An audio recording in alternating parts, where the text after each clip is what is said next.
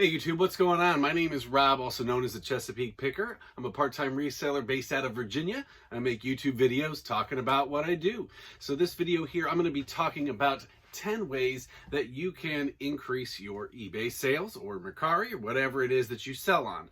So right now, if you're watching this video in March, obviously you all know that a big government stimulus has come around. When the first big one came out, there was a huge boom in online activity. I was selling myself personally between $500 and $900 of product just every single weekend during that about month and a half. So if you're sitting out there thinking about getting into reselling, or you're sitting on a large death pile of stuff, now is the time to get out, get it up, get it listed.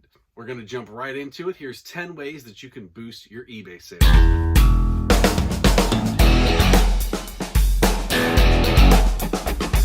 All right, so number one is to take quality photos. You don't need a lot of super expensive equipment and all that. You can buy it, of course. You can buy big set of photo lights. You can have nice backgrounds. You can do all this great work and put it into it, and that is perfectly fine. You can use the highest quality camera and everything like that, but it's not necessary. You can do this on a budget. I list every single item in my store is listed on my iPhone. If you have an iPhone or an iPad or whatever, you can download the Photo Room app. It is a free app to download, but they also offer a paid service. So with the Photo Room app, you take your picture as normal, and then it scans them in and it removes everything, and you get left with that nice white background that works well for the search algorithms. It makes your items stand out. I'm going to show you here a couple photos. Now, this first one is of a NASCAR die-cast car that I just took on a white table up against a white wall. This was when I was still doing stuff in my house before I got the shed, and now over here I have my photo area set up. So I took this picture inside, and it looks okay. There's a lot of shadows and stuff like that. But now let's go ahead. I'll show you what that same photo looks like through the Photo Room app.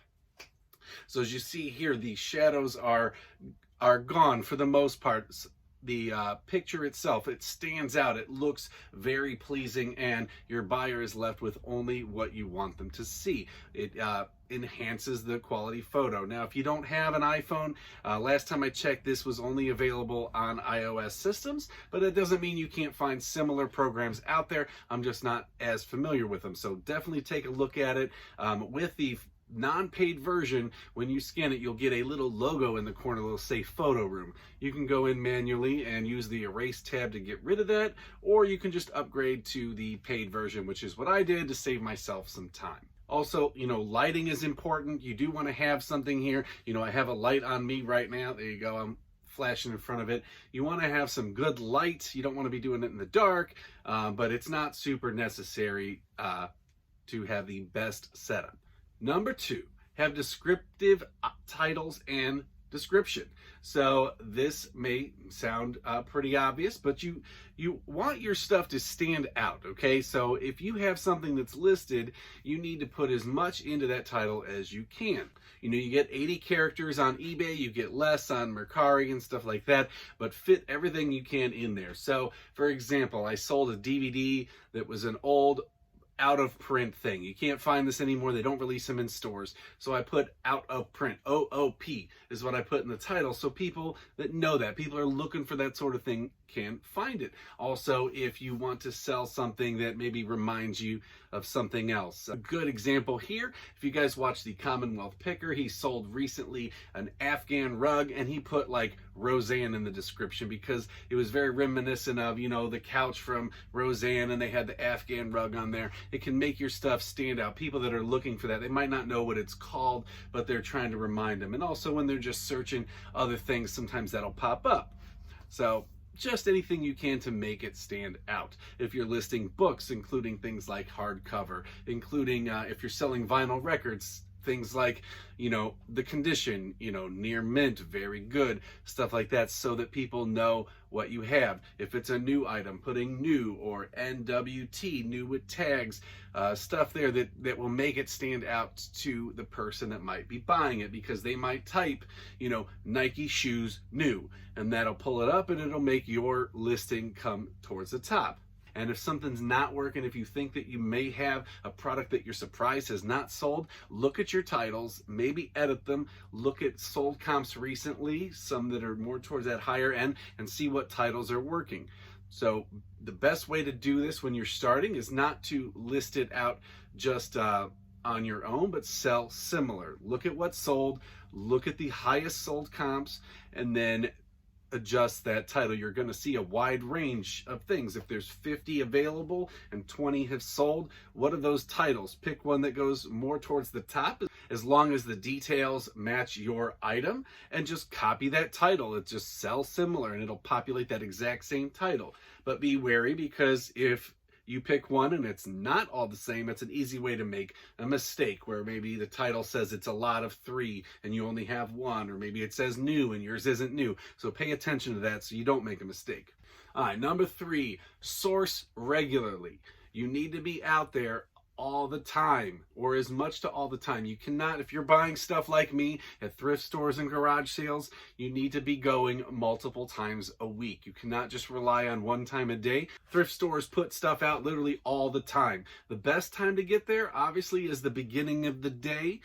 First thing Saturday morning, maybe first thing Monday, Tuesday, but you need to get there early. But don't be afraid to go in if you miss that early time, because stuff is being wheeled out literally all day long. If you spend enough time at a thrift store, you're going to see that stuff is coming out all the time. So what might not have been there at 10 a.m. might be there at noon. What wasn't there at noon might be there at 4 o'clock. So whatever works for best for you, hit them up. But know that if you're hitting them up later, that you may have to hit more often. A lot of times you're going to find that the things you're listing are selling almost immediately, and the stuff that you've had listed is just kind of sitting on the shelf. So you're missing out on potential sales that other resellers are going to pick up if you're not out there sourcing regularly.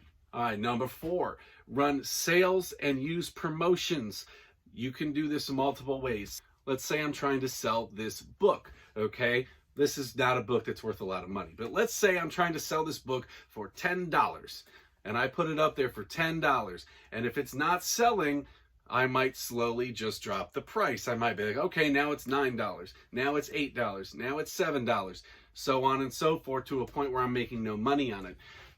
Every time that somebody, a potential buyer, sees this item, you have to assume it's the first time they've seen it. So if they saw it at $10, by the time that real buyer comes around, they may have bought it for $10, but you've priced yourself down to $9, $8, $7, $6, and now you're not making any money.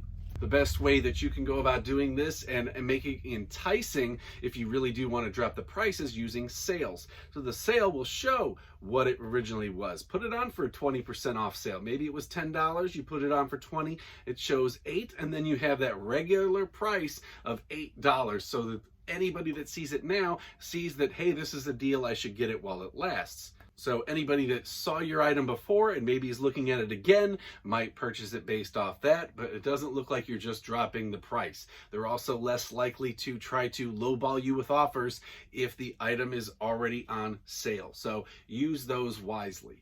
Now with promoted listings, so this is actually 2 things in one, you can do what eBay calls promoted listings, where you put whatever percentage that you want in there to try to get your listing up towards the top. Some resellers like to use promoted listings on everything, and some use them very sporadically or not at all. So for example, I'm going to use this cup here. So this is a snap-on. It's like a, I don't know, it's like a metal cup made along the tools, okay? There's not a lot of these out there. So when somebody searches up die cast, or when somebody searches up a snap-on mug, you know, they're only going to get so many. Maybe there'll be 30, maybe there'll be 50, maybe there'll be 10 based on how it is. So I don't really need to use promoted listings for this. I can, but it's not going to be hard for somebody to find this particular item.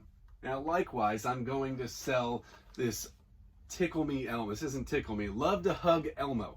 There may be hundreds or thousands of these online. So I might want to use promoted listings for this because I want mine to go up towards the top. So I will use what I feel is a fair amount to promote that listing, and you pay eBay out of the sale of the price if it's bought through promoted listings, and yours goes. And when you try to use promoted listings, they're going to default you to what they recommend for the rate.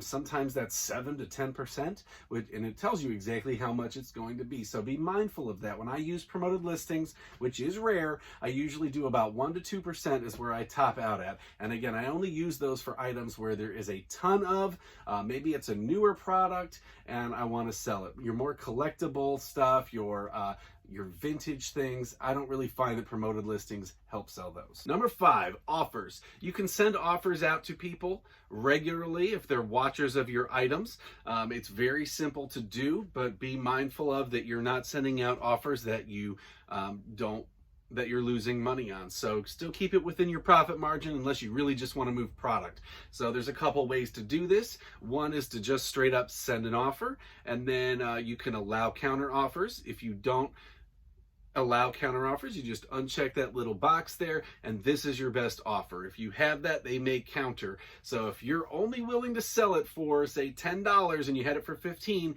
take that button off so people will not even have the option. It's a great way to get product going, and it also is a great way to get yourself bumped up into the eBay search algorithm.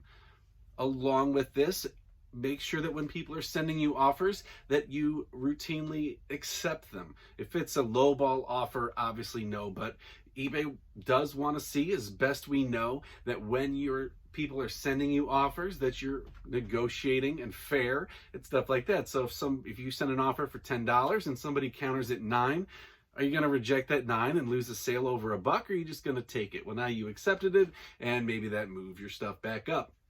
I've had personal dry spells where it doesn't seem like I've sold anything all day, maybe a couple things a day before. I jump on the computer, I send out 10 to 15 offers, and all of a sudden stuff's selling. Not the stuff that I'm sending offers on necessarily, because most will be ignored, but other things will just magically start to sell. They move you up the algorithm. The same thing with sales. You will start to move up the algorithm the more activity there is on your account. All right, so that's going to take us into number 6, which is going to be to list daily. You want to have activity on especially eBay every single day as possible. So if you go out and you source 50 things, don't feel the pressure to get all 50 up and listed in that very first day or 2 days. You want to be on the platform every single day, putting out new stuff, even if it's 2 or 3 things. But, good rule of thumb is like 5 to 10 things a day if you can manage it. Sometimes it works, sometimes it doesn't, but you will notice a drop off in sales if you stop your activity. Doesn't mean you won't stop, but they will promote the people that are bringing more product in. It's just how it works. So spread your listings out. You can even save them as drafts and publish them later. Just don't leave them in there too long, because they do fall out after about 30 days or so. But get on there every single day and try to at least list a couple things. Number 7, using multiple platforms. There is no shortage of places to try to sell your stuff online. We've got eBay, Mercari, Poshmark, Facebook Marketplace, OfferUp. That's only to name a few. There are so many more. The Nextdoor app. Use multiple platforms, but use them wisely. If you're going to list the same stuff on all these different sites, you need to be able to manage it so that you're not selling the same thing to the same person at the same time. Very unlikely, but if you have a super collectible item, or if you have a super in-demand item, I should say, that it may go all at once. So if you know this thing's going to sell right away, don't cross-list it right away. Let it ride. But some things sell better on multiple platforms. I've had really good success selling book sets on Facebook Marketplace. I've had really good success selling records on Mercari, because those are places where you don't find those all in like that, or as many. You may have 1,000 listings on eBay, but you might only have 5 on Facebook Marketplace. So I find that wherever it sells quickest for me is where I want it, and having as many eyes as I can on that particular item is a good way to ensure that you're selling that item and making room for more. I find that eBay is the easiest place to get that down as far as listing stuff once you're comfortable with shipping and things like that. And then it really just becomes a matter of kind of like porting in your pictures and copy and pasting everything else, because your other platforms can be a lot easier, such as shipping is concerned. You already know if you set it up on eBay how much that shipping is roughly going to cost. So then you can go to Mercari and decide, do I want to use their shipping or do I want to ship on my own? Sometimes it works out better to use their shipping, sometimes your own. Facebook Marketplace, same thing. If you're going to ship on there, keep in mind how much the shipping is going to be. If it's media mail, you can beat out a lot of your competition on those two platforms by using your own shipping, because a lot of resellers who are novice to this don't know how to sell using media mail, because those two platforms don't have them. So you can go on to Pirate Ship if you don't have it. You can use those rates. You know how much they are. They're locked in. It's going to be, $289 or $350, $345 or whatever it is per your pound, and you can just bake that cost in or charge that cost extra on Facebook, and you can beat the competition, because on Mercari, for example, it's always going to default to either first class shipping or priority shipping, and we all know that media mail is the cheapest when you're selling media. All right, so next up I'm going to be talking about number 8, which is creative listing. Okay, so I have over here two books. I have Hannibal and I have Hannibal Rising by Thomas Harris, part of the Hannibal Lecter series. If you've been watching my channel, you've seen me sell 2 sets of these with Red Dragon and Silence of the Lambs, and they've sold for $50 and $80 or $60 and $80 respectively. We're going to use the one that sold for $59.99 plus shipping. So I took 4 copies of books that were on their own next to worthless. So the first 2 sell for okay money, maybe about $10 to $12 free shipping, and the other 2 are basically free shippers when it all breaks down. Use what you can find. Try to make the best deal. Make bundles where you can. We're all limited by different things. If you're in a rural area, it might be lack of resources. If you're in an urban area, it might be a lot of competition. So take what you can find. I don't particularly look for anything in particular when I go out. I have certain things I focus on and certain I don't, but especially when it comes to media, I try to use the bundle method to sell stuff quicker and for more money. So be that put together box sets, put together book series. You can make money selling Smallville individual seasons. You can, but you're going to sit on it potentially for years by the time you sell all of them. Whereas if you take 10 seasons of a show and you put it together, slap a nice price on it, you move it quickly, it's in and out, and you have room for the next thing. So doing that by grouping by like author, if it's by music, like by genre, all of that kind of stuff can help your listing stand out, and it can add value to things that otherwise might have been valueless. All right, number 9, become a top-rated seller. Seems easy enough, right? How do you become a top-rated seller? Well, first off, it's by selling a lot of things. You're not going to get there overnight. It's going to take time. But you need to provide excellent service. You need to provide quick shipping. You need to respond to people appropriately, and people need to be satisfied with your product. So the more you sell, the more you're going to do that. Now, once you're that top-rated seller, what does that do for you? We all know that it gives you a little bit better deals and stuff like that on your shipping costs, lower processing fees and things like that. But what it does is it takes your items and it moves them up the list. eBay's always going to rotate your stuff, so that's why you'll go through ebbs and flows where you sell a lot and you don't sell a lot, but you're going to be more likely to rise up the ranks again when you keep and maintain that top-rated seller status. So do whatever you can to provide excellent service and to get things moving appropriately so that you keep that. Now, they have Top-Rated Seller Plus, which is really earned by also offering your free return shipping and stuff like that. It can help lower your fees.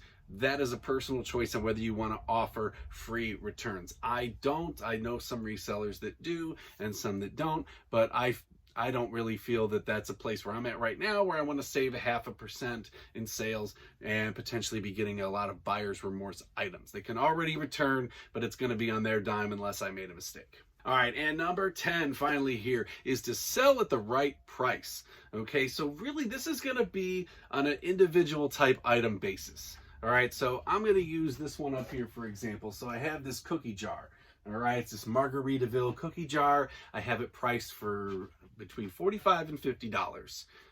I have that priced at that point because it's the only one out there. There are similar ones that have sold for the same price. There's other ones that have sold for less, but I have the only one. Now, I could try to charge some outrageous price of like $150, $250, and the thing's never going to sell, but I try to price it in and around what similar items have sold for, meanwhile knowing I'll get the top dollar on what they sell for because I have the only one. Now, for example, I'm going to go back to this book here. So I have Hannibal Rising. All right, so I can look at sold comps and I can probably find a copy of this book that sold for $25.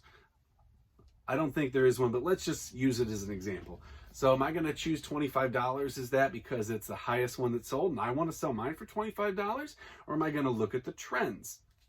And if the trends have this selling for $10, I want to stay within that trend. If there's a lot of product out there, but you still want to get top dollar, maybe go within about 20% less of what the top of it is, but not too low that you're not making profits. You're always going to have some people out there that are selling just to get rid of stuff. We're not all resellers. Some people are just trying to clean out their closets or their bookshelves or whatever. It's just a step up from a yard sale. So you're going to find things that sold for $2 and things that sold for $20, and it's the exact same item, but we're trying to turn this into a side business or maybe your full-time job. But don't get yourself into the trappings that you're always trying to undercut each other. That's why so many books sell for $4 with free shipping, because there's so many of them out there and people keep trying to undercut each other to the point where we take all the value away. So be semi-aggressive with your pricing, that you're not undervaluing the item, but don't try to always aim for the top dollar amount. I might be able to squeeze $15 out of that book after sitting on it for 6 months to a year, but I might get $12 out of it this week or next week by selling it now. So really it's going to depend on the item, how many are available, how many have sold, and use that information to figure out your best price point. All right, guys, so what are some other strategies that you use out there to increase sales? Do you agree with what I had to say? Do you disagree with what I had to say? Please, if you have something that's worked for you, drop it in the comments. If you want me to elaborate on anything else, drop that in there as well. I'll get to it in another video. Thanks for checking this out. Please remember to hit that like button, subscribe down below for more content, and I'll see you guys in the next one. Get listed.